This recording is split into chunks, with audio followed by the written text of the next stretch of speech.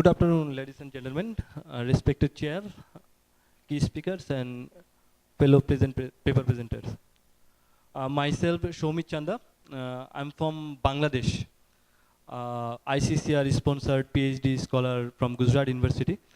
My topic is nationalism and rise of modern Indian university. Next slide, please.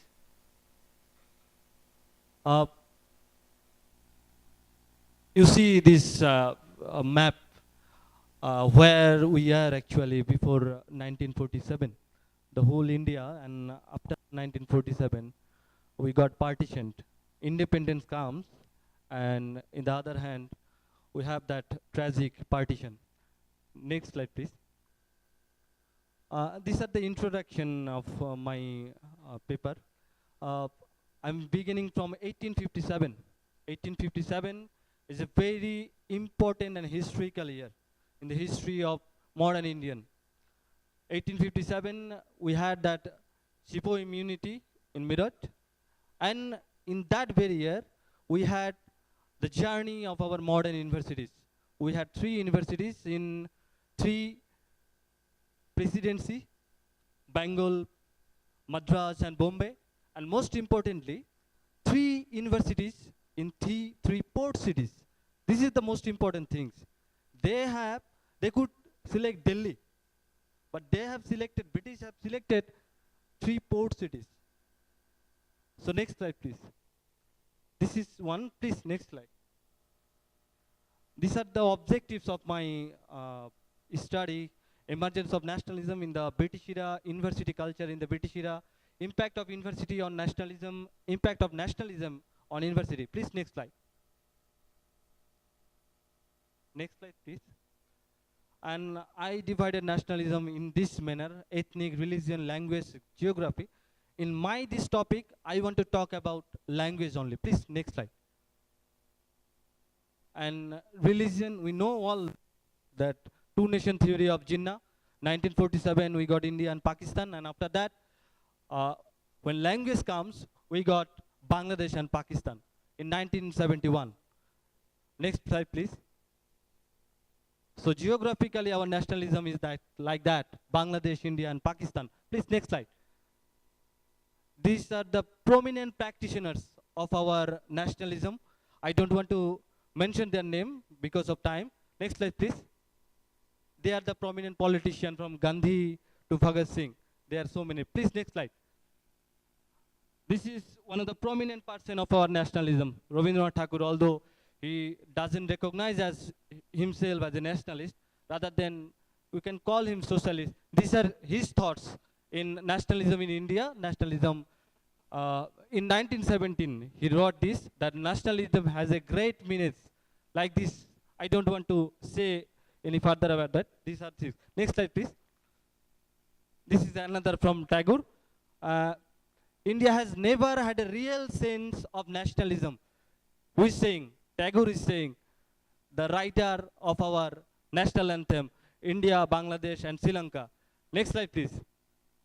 Benedict Anderson, we know all Benedict Anderson, one of the pioneer of nationalism. He has, in Imagine Communities, he had something to say about nationalism. Please, next slide.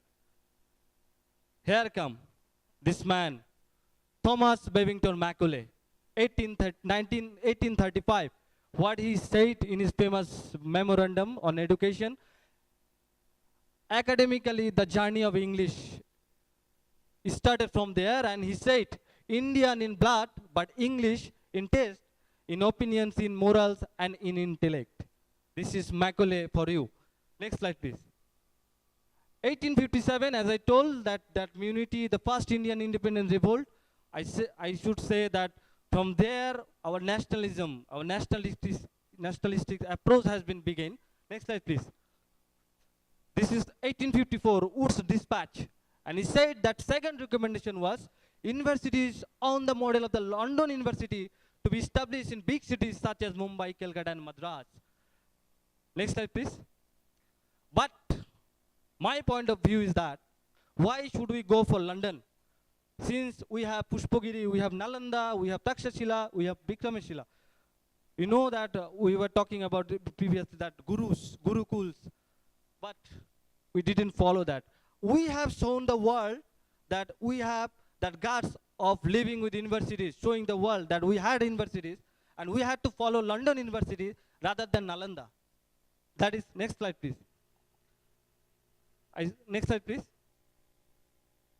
And see, nationalist movement hubs of India, Bengal, Mumbai, Punjab. And after 1882, we'll found that Lahore University has been established in Punjab, and we'll see this Bengal, Mumbai, Punjab coalition for the nationalist approach against the Britisher. Next slide, please.